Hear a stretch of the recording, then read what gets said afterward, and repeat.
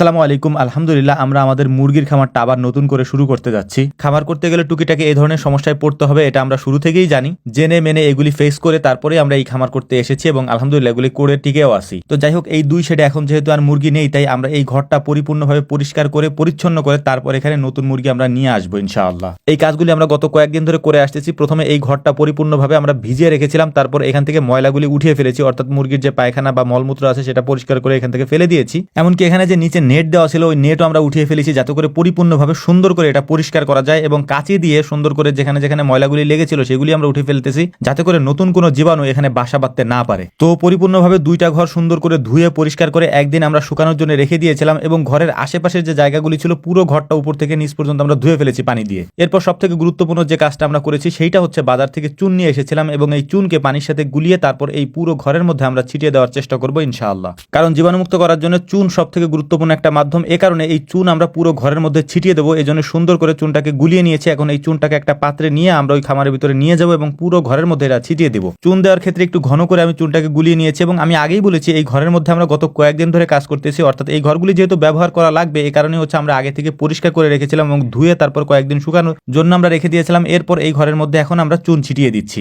আলহামদুলিল্লাহ, আমার খামারের এই ছোট্ট সমস্যাটা না হইলে আমি অনেক কিছুই বুঝতে পারতাম না, অনেক কিছুই জানতে পারতাম না, এমনকি অনেক মানুষকেও আমি চিনতে পারতাম না। এটার মাধ্যমে আমি অনেক কিছু বুঝতে পেরেছি। আল্লাহ তাআলা যা করেন ভালোর জন্যই করেন, এটা ছোটবেলা থেকে আমি জেনে এসেছি এবং বাস্তবে এটার প্রমাণও পেয়েছি। আমার গরুর খামারের শুরুর দিকে এই ধরনের সমস্যা আমাকে ফেস করতে হয়েছে এবং ওইটা যদি আমাকে ফেস করতে না হইতো আজকে হয়তো আমি এই গরুর খামার করেও সফল হইতে পারতাম না। অতএব আপনি যদি কোনো জিনিসের কোনো সমস্যার সম্মুখীন না হন তাহলে আপনি শিখতে পারবেন না। যত বেশি সমস্যা তৈরি হবে তত বেশি আপনি শিখতে পারবেন। আর আলহামদুলিল্লাহ, যখন আপনি শিখে তারপর ওইটা আবার পরবর্তীতে করতে যাবেন তখন আপনার অনেক অভিজ্ঞতা অর্জন হবে এবং পরবর্তীতে এই সমস্যাগুলো আপনাকে আর ফেস করতে হবে না। তো যাই হোক, আলহামদুলিল্লাহ মোটামুটি আমরা চুন দিয়ে ফেলেছি পুরো ঘরের মধ্যে। এই দুইটা শেডের মধ্যে পরিপূর্ণভাবে চুন দিয়ে রাখবো আমরা একদিন বা 2 দিনের মতো। তারপর পরিপূর্ণভাবে এটা যখন শুকিয়ে যাবে তখন আমরা আমাদের পরবর্তী যে স্টেপ আছে এখান থেকে জীবাণুমুক্ত করার জন্য সেইটা করার চেষ্টা করবো ইনশাআল্লাহ। তো এখন আমরা যে কাজটা করতেছি এই কাজটা মূলত হচ্ছে আমি আমার গরুর খামারে প্রায় সময়ই করে থাকি। মূলত যখন আমরা বুঝতে পারি যে আমাদের খামারে কোনো জীবাণুর সমস্যা আছে, অর্থাৎ হচ্ছে যে ভাইরাসজনিত কোনো সমস্যা আছে, তখন গরুর খামারের মধ্যে এ ধরনের আগুন জ্বালিয়ে তারপর আমরা ওই জায়গাগুলিকে সুন্দর করে পুড়িয়ে দেওয়ার চেষ্টা করি, হালকা করে আর কি, মানে